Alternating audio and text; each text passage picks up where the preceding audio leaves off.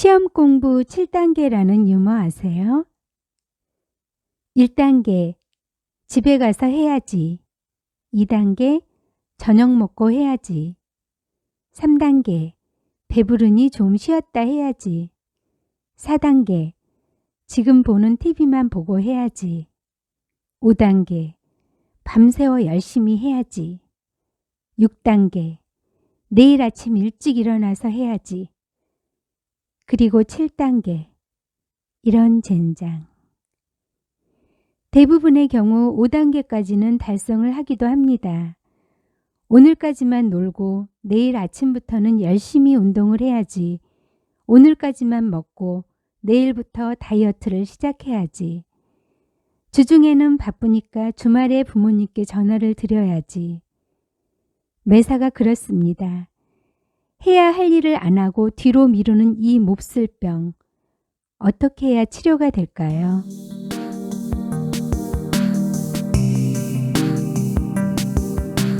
안녕하세요. 책 속의 책 희망입니다.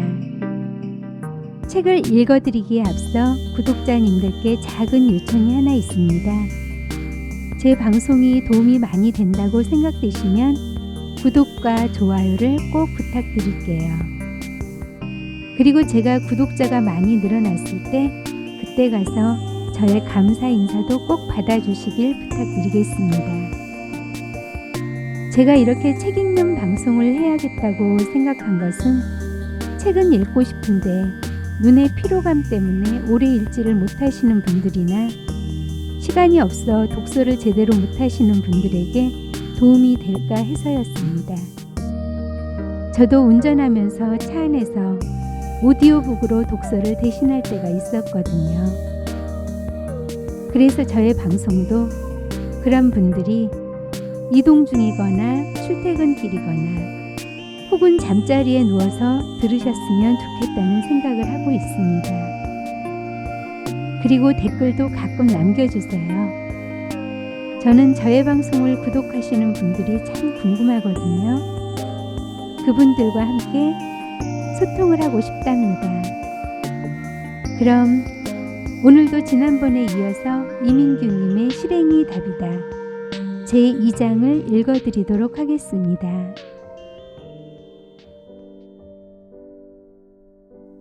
제2장 실천. 당장 실천하라. 제일 적당한 때는 지금이다. 왜 굳은 결심들이 자꾸 뒤로 미뤄지는 것일까? 왜 거창하게 다짐했던 신년 결심조차 막상 새해가 시작되면 슬그머니 없던 일이 되어버릴까? 가장 큰 이유는 우리 마음속에 실천하지 않겠다는 강한 동기가 깔려있기 때문이다.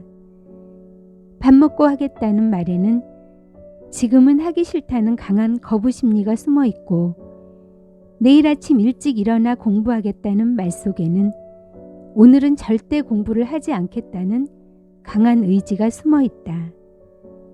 새해에 담배를 끊겠다는 것은 지금 당장은 담배 끊을 생각이 없다는 것이고 결혼 기념일에 다이어트를 시작하겠다는 것은 그때까지는 배가 터지도록 먹겠다는 다른 표현이다. 그러므로 특별한 시간, 특별한 날로 결심을 미룬다는 것은 겉으로 아무리 변화를 원한다고 해도 내면에서는 절대로 변화하지 않겠다고 말하는 것과 같다. 그래서 막상 실천해야 할 시간이 다가오면 그 결심은 다시 내일 그리고 내년으로 쉽게 미뤄진다. 백만장자들은 회신 속도가 다르다. 경영 컨설턴트인 혼다케는 부자들의 생활 습관을 연구하기 위해 일본 국세청 고액 납세자 명단을 확보해 그중 백만장자 1만 2천 명을 대상으로 인터뷰와 설문조사를 실시했다. 그 조사에서 고액의 소득자일수록 설문조사에 대한 응답이 빨랐다는 것이다. 부자들이라 한가해서 그럴까? 아니다. 그들은 어차피 할 일이라면 빨리 처리하는 것이 여러모로 유리하다는 사실을 체험을 통해 알고 있기 때문이다. 바쁜 일상 속에서도 신속하게 결정하는 습관이 몸에 배어 있기 때문이다. 어차피 할 일이라면 속전속결로 처리하는 게 좋다. 속도는 자신을 다른 사람과 차별화할 수 있는 가장 효과적인 수단이다. 해야 할 일을 신속하게 처리하면 상대방뿐만 아니라 자신에게도 도움이 되는데 거기에는 몇 가지 근거가 있다. 첫째, 더 중요한 일을 더 능률적으로 할 수 있다.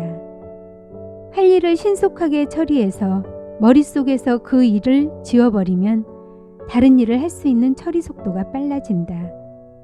둘째, 삶이 더 자유로워진다. 해야 할 일을 뒤로 미루면 잊어버리지 않기 위해 그 일을 늘 머릿속에 생각하고 있어야 하므로 일이 마무리될 때까지 계속 미룬 일에 대한 구속을 받게 된다. 셋째, 원하는 것을 더 많이 얻을 수 있다. 무슨 일을 하건 속도는 유리한 입지를 확보하는 데 가장 중요한 기능을 한다. 그러므로 곧바로 처리할 수 있는 일은 가능한 한 즉시 처리해야 한다. 중요한 일을 미루는 것은 불행한 사람들의 공통점이다. 그들은 나중에, 내일, 언젠가라는 단어를 입에 달고 다닌다. 새해가 되어야 수호천사가 내려오는 것도 아니고 금연을 하기에 가장 좋은 날은 없다. 실천을 하기 가장 좋은 날은 오늘이고 실행하기 가장 좋은 시간은 지금이다. 삶에서 가장 파괴적인 단어는 나중이고 인생에서 가장 생산적인 단어는 지금이다. 힘들고 불행하게 사는 사람들은 내일 하겠다고 말하고 성공하고 행복한 사람들은 지금 한다고 말한다. 지금 있는 자리에서 할 수 있는 것을 하라. 변화의 가장 큰 걸림돌은 나중에 다른 데서이며 성공의 가장 확실한 디딤돌은 지금 여기서이다. 그리고 어차피 꼭 해야 할 일이라면 하기 싫은 일을 먼저 하자. 화가 난 고객에게 먼저 다가가 화를 풀어주자. 친구의 생일 선물을 주지 못했다면 당장 카드나 편지를 쓰자. 영감이 떠오르지 않아 글을 쓸 수 없다고 말하는 사람이 많지만 사실은 글을 쓰지 않기 때문에 영감이 떠오르지 않는 것이다. 아직 준비가 제대로 안 되어 시작을 못한다고 하는 사람이 많지만 사실은 시작을 하지 않기 때문에 준비를 못하는 경우가 더 많다. 공부를 할까 말까, 좋아한다는 고백을 할까 말까, 여행을 떠날까 말까, 할까 말까 할 때는 하고 갈까 말까 할 때는 가자. 후회는 아무리 빨라도 늦고 시작은 아무리 늦어도 빠르다. 하려고 했던 일이 있으면 무엇이든 지금 하자. 중간에 그만두더라도 일단 시작하자. 많은 사람들이 적당한 때를 기다리느라 너무 많은 시간을 그냥 흘려버리며 산다. 정말 안타까운 것은 시간만 낭비하는 것이 아니라 그 과정에서 머릿속의 목표 자체가 사라져 버린다는 것이다. 훗날 무엇이 되고 싶다면 반드시 지금 뭔가를 해야 한다. 꿈을 이루기 위해 그대가 지금 있는 자리에서 지금 갖고 있는 것으로 당장 할 수 있는 것을 하라. 작게 시작하라. 크게 이루게 된다. 뭔가 하고 싶은데 엄두가 안 나 못하고 있다는 사람들이 많다. 그런데 이 엄두란 말은 도대체 어디서 유래한 말일까? 얼핏 보기에 순 우리말 같지만 사실은 한자어 염두에서 나온 말이다. 생각할 염과 머리 둘을 써서 생각의 첫머리란 의미를 갖고 있다. 그래서 엄두를 못 낸다는 말은 어떤 일을 실천하기는커녕 해볼 생각조차 하기 어렵다는 의미로 사용된다. 왜 엄두가 나지 않을까? 하고자 하는 일이 너무 어려워 제대로 할 수 없을 것이라고 지레짐작하기 때문이다. 엄두가 나지 않은 일을 착수하는 가장 좋은 전략은 일단 작은 일부터 시작하는 것이다. 하지 못할 핑계만 찾지 말고 해야 할 이유를 찾아 그 일과 관련된 쉽고 작은 일 하나를 당장 시작하자. 꿈을 이루기 위해 우리가 취할 수 있는 첫 번째 조치는 당장 실천할 수 있는 최소 단위의 일을 찾아내는 것이다. 워킹맘인 어떤 엄마가 퇴근 후 아이에게 매일 동화책 한 권씩을 읽어주려고 했는데 그 실천이 너무 힘들어서 목표를 한 줄 읽어주기로 바꿔보았다. 그래서 목표를 굳이 책으로 한정짓지 않고 마트에 갈 때는 전단지의 글을, 산책할 때는 길가에 붙어있는 간판이나 현수막을 읽어주었다. 부담이 없으니 실천하기가 훨씬 쉬웠고 아이도 좋아했다. 그 후로 아이는 간판 글씨를 줄줄 읽게 되었다. 이렇게 작은 일로부터 시작하는 것이다. 해야 할 일을 미루고 있는 사람들, 그들은 이렇게 말한다. 그럴 기분이 아니라서, 내키지 않으니까, 아직 마음의 준비가 안 되어서. 이들의 생각에는 한 가지 공통점이 있다. 의욕이 나지 않기 때문이라는 것이다. 하지만 생물학적으로 보면 그건 틀린 생각이다. 사실은 의욕이 없어서 시작을 못하는 게 아니라 시작을 않기 때문에 의욕이 생기지 않는 것이다. 우리의 몸과 마음은 일단 발동이 걸리면 자동으로 작동하는 기계처럼 하기 싫던 일도 일단 하다 보면 그것이 계기가 되어 계속하게 된다. 그리고 무슨 일이든 오래 지속해야 성과가 생긴다. 오랫동안 지속하고 싶다면 처음부터 너무 욕심을 부리지 말고 목표를 작은 단위로 나누어 작은 일부터 하면 어떤 일이라도 쉽다. 데드라인을 설정하라. 미루는 일이 없어진다. 일을 미루는 습관에 빠진 사람을 일컬어 미룸신이 오셨다고 한다. 그러나 미룸신이 범접하지 못하는 사람들은 자기만의 데드라인을 가지고 있다. 늘 야단법석을 떨며 바쁘게 사는 것 같은데도 별 소득 없이 사는 사람들이 많다. 반면에 조용조용 여유롭게 일하면서도 알차게 살아가는 사람들도 있다. 자세히 들여다보면 그들에게는 작은 차이가 있다. 전자는 남이 정한 데드라인에 따라 움직이며 발등에 불이 떨어져야 메뚜기처럼 이리 뛰고 저리 뛴다. 이들은 항상 조금 늦게 준비가 덜 된 상태로 움직이기 때문에 끊임없이 삶의 압력에 시달린다. 반면에 후자는 타인이 부여한 데드라인을 자신이 설정한 데드라인으로 재설정하는 능동적인 습관을 갖고 있다. 항상 남보다 일찍 움직이고 조금 먼저 도착한다. 그들은 데드라인을 조절해서 자신이 삶을 통제한다. 실천력이 뛰어난 사람들의 마음속에는 두 개의 데드라인이 있다. 일을 언제까지 끝내겠다는 종료 데드라인과 일을 언제부터 시작하겠다는 개시 데드라인을 갖고 있다. 누군가가 집에 불이 나면 어떻게 하시겠습니까? 라고 묻는다면 우리는 어떤 반응을 보일까? 아마도 눈을 이리저리 굴리면서 글쎄요, 잠깐 생각해 볼 시간을 좀 하면서 말꼬리를 흐릴지 모른다. 그러나 정말로 집에 불이 났다면 곧바로 후다닥 튀어나올 것이다. 데드라인이란 집에 불이 난 것과 같다. 곧바로 실천하고 싶은 것이 있다면 데드라인을 정해 그 일에 불을 질러야 한다. 어떤 일을 할 때 더 이상 생각할 시간이 없다는 사실을 확실히 인지하면 일에 대한 태도가 완전히 달라진다. 따라서 데드라인을 설정하면 궤도 이탈을 방지할 수 있다. 성과가 오르지 않는다면 시간이 너무 많기 때문이다.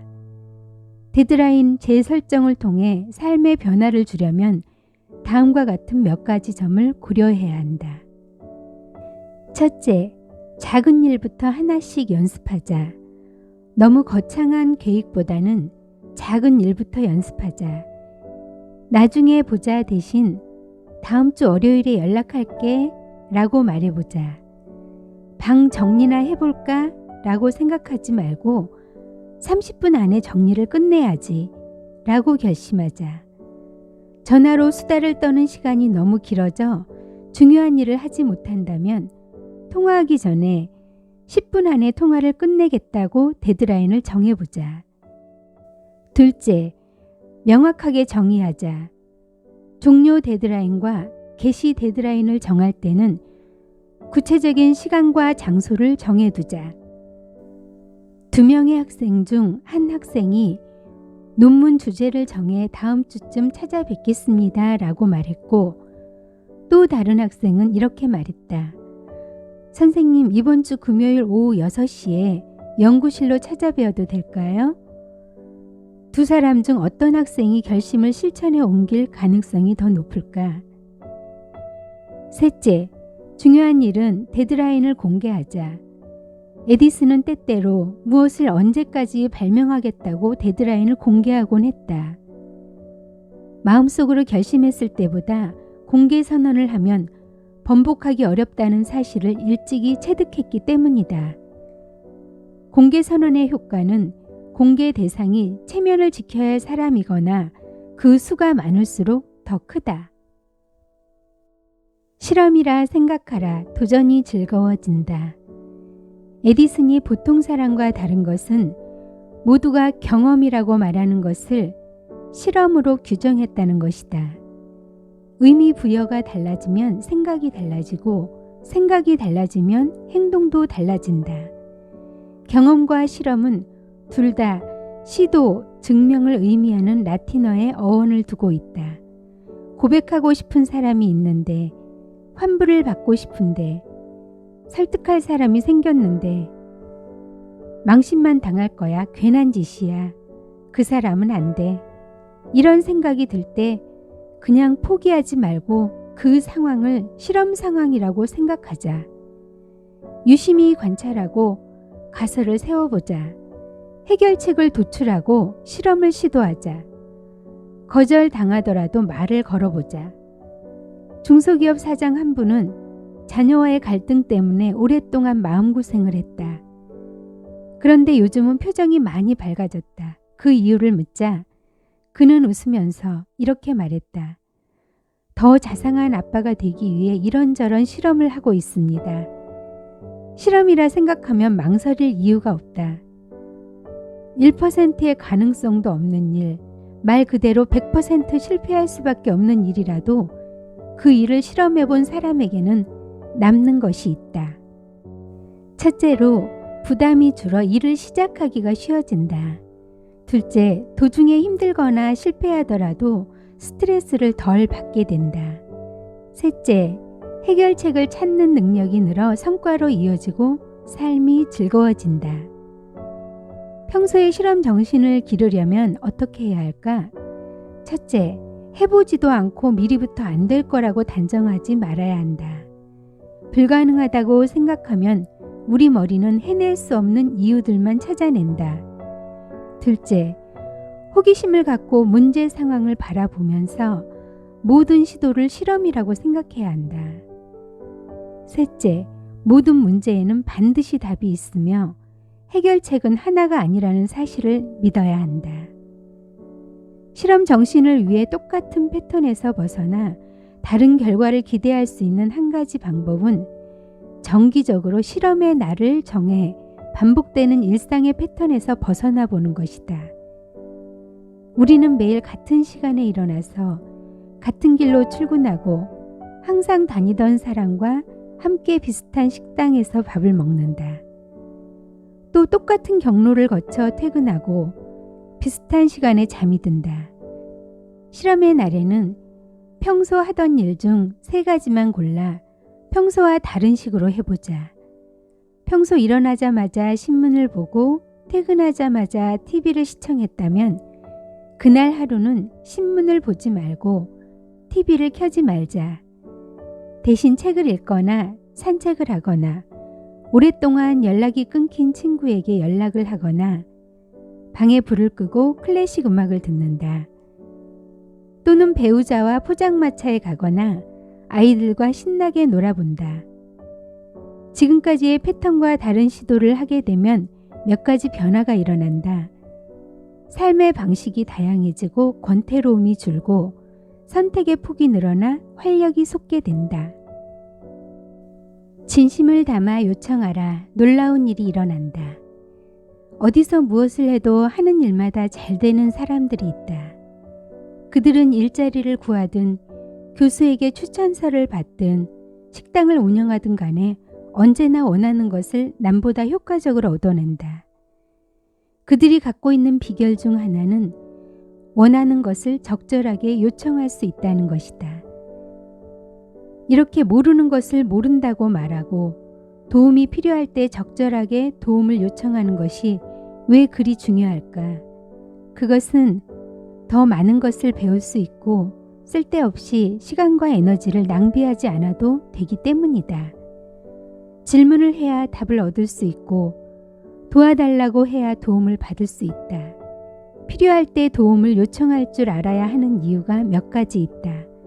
첫째, 모르는 것을 묻거나 도움을 적극적으로 요청하는 사람은 그렇지 못한 사람에 비해 동기가 더 강하다. 동기가 강한 사람은 무슨 일을 하든 원하는 것을 얻을 가능성이 더 높다. 둘째, 배움을 청할 줄 아는 사람은 겸손한 사람이고 겸손한 사람은 다른 사람의 협조를 얻어낼 가능성이 많다.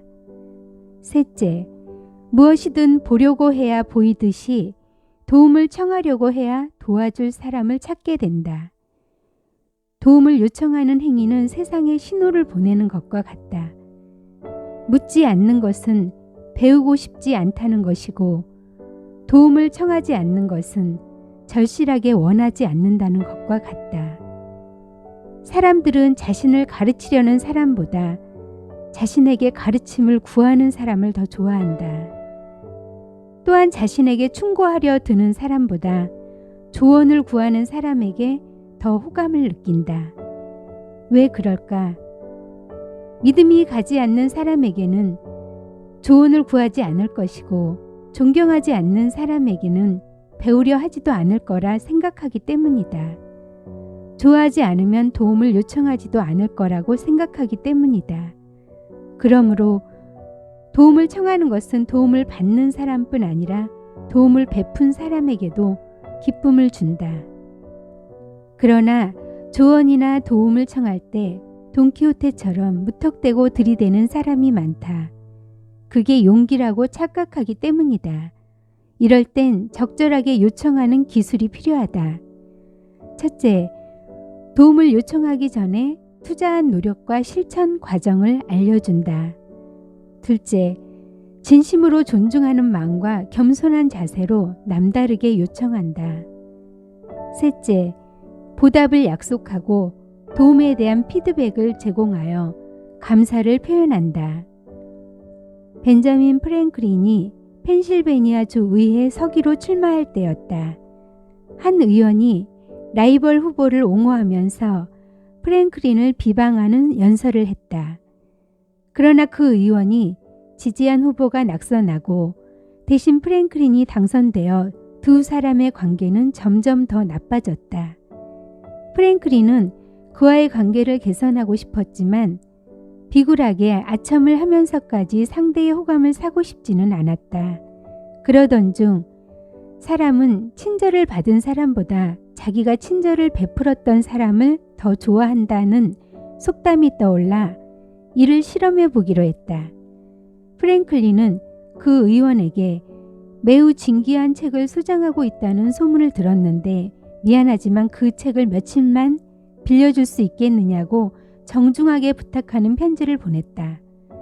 그 의원은 즉시 프랭클린에게 책을 보내주었고 며칠 후 프랭클린은 진심 어린 감사 편지와 함께 책을 돌려주었다. 그 다음 의회에서 만났을 때 그 의원은 이전과 달리 먼저 공손하게 말을 걸어왔다. 이후 두 사람은 친구가 되었고 그들의 우정은 죽을 때까지 계속되었다. 이처럼 도움을 제공한 사람이 도움을 요청한 사람에게 호의를 느끼게 되는 것을 심리학에서는 벤자민 프랭클린 효과라고 한다. 관찰하고 기록하라. 저절로 달라진다. 누군가 자신을 포함해서 행동을 관찰하거나 기록하기만 해도 사람들의 행동이 달라지는데 이를 심리학에서는 반응성 효과라고 한다. 그리고 반응성을 유도하기 위해 자신의 행동을 관찰하고 기록하게 해서 행동을 수정하는 기법을 자기 감찰 기법이라고 한다. 어린 시절 선생님들이 반장에게 교실에서 떠드는 아이들의 이름을 칠판에 적게 한 이유는 관찰과 기록이 아이들의 행동을 변화시킬 수 있기 때문이다. 자신의 행동을 관찰하고 기록하면 그 데이터를 토대로 보다 유리한 전략을 찾아낼 수 있다. 또 문제가 심각해지기 전에 손을 쓸 수도 있다. 그리고 이런 실천 결과나 변화 과정을 블로그에 올리고 문자나 메일로 사람들에게 알려주자. 변화 과정을 공개하면 포기하기가 어렵고 조언과 격려를 받을 수 있다. 하루 종일 정신없이 바쁘게 보낸 것 같은데 일은 줄어들지 않고 스트레스만 쌓인다면 자신이 시간을 어떻게 보내고 있는지 점검해 봐야 한다. 노트를 꺼내놓고 집중해서 중요한 일을 하고 있는 시간을 적어보는 것이다. 일주일만 시간관리 내역을 제대로 기록해보면 그 원인을 찾아낼 수 있다. 쉬운 일에 빠지지 말라 중요한 일을 놓치게 된다. 놀 만큼 놀았으니 이제 공부 좀 해볼까 했습니다. 그런데 뭐부터 시작하지? 우선 책상 정리부터 좀 할까? 하며 서랍 정리를 하다 수첩을 발견하고 이것저것 읽어보고 책장에 눕혀져 있는 앨범을 정리하려다 사진을 보며 추억에 잠기고 옛날 시험지 치우다 그 옆에 만화책 읽고 물 마시려고 냉장고를 열었다가 이것저것 갖다 먹고 쓰레기 버리려다 방 청소까지 하게 되고 그러다 방 구조를 몽땅 바꿉니다. 결국 하려던 공부는 하나도 못하고 밤 12시가 넘어갑니다. 이렇듯 중요한 일을 하기 위한 준비 과정에서 연쇄적으로 다른 자질구레한 일들을 하는 바람에 정작 중요한 일이 뒷전으로 밀리는 경우가 많다. 사람들은 왜 곧바로 해야 할 일을 하지 않고 딴전을 피우게 될까? 가장 중요한 이유는 해야 할 일이 하기 싫기 때문이다. 하기 싫은 일을 피할 수 있는 가장 쉬운 방법은 하기 쉬우면서도 그 일과 조금이라도 관련이 되는 다른 일을 찾아내는 것이다. 공부를 제대로 하려면 책상 정리를 해야 하니까 라고 중얼거리지만 그건 피상적인 이유이고 숨어있는 동기는 바로 이런 것이다. 책상을 치우는 동안은 공부 안 해도 되겠지? 그러나 앞서가는 사람들은 워밍업 시간이 짧다. 일을 곧바로 시작하는 사람들의 특성은 정리정돈을 잘한다는 것이다. 정리와 정돈은 비슷한 말 같지만 의미가 다르다. 필요 없는 것을 치우거나 버리는 것을 정리라고 하고 필요한 것을 사용하기 쉽게 배열하는 것을 정돈이라고 한다. 우리가 워밍업 시간을 줄이려면 다음과 같은 3단계를 하면 된다. 첫 번째, 숨은 동기 찾아보기. 일을 시작할 때 워밍업 시간이 길다면 잠깐 멈추고 이렇게 자문하자. 내가 피하고 있는 정말 중요한 것은 무엇이지? 두 번째, 순서 바꿔 실천하기. 공부하기 전에 책상을 정리하던 것을 공부하고 난 다음에 책상을 정리해보자. 전화하고 설거지하자는 생각이 들 때 설거지하고 전화하자로 바꿔보자. 세 번째, 미리 준비해두기. 중요한 일을 곧바로 시작할 수 없게 만드는 요인을 제거하자. 일이 끝나면 다음날 중요한 일을 곧바로 할 수 있도록 상황을 배치하자. 열심히 일하는 것과 생산적으로 일하는 것은 다르다.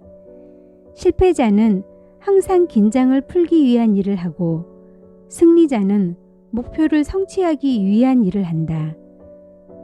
승자는 남보다 일찍 출근해서 장기적으로 봤을 때 성과를 올릴 수 있는 중요한 일부터 시작한다.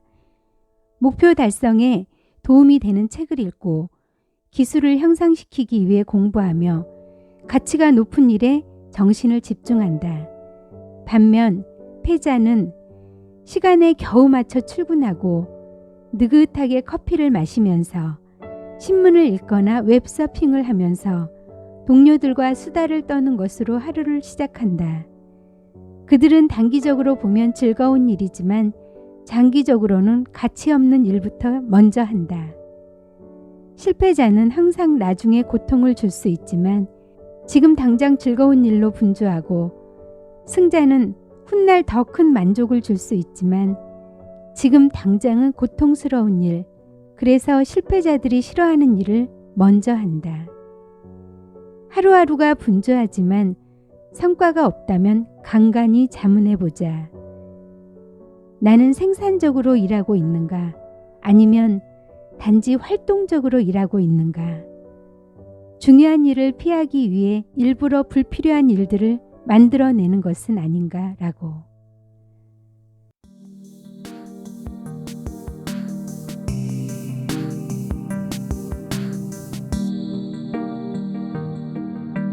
지금까지 이민규님의 실행이 답이다 제2장을 읽어드렸습니다.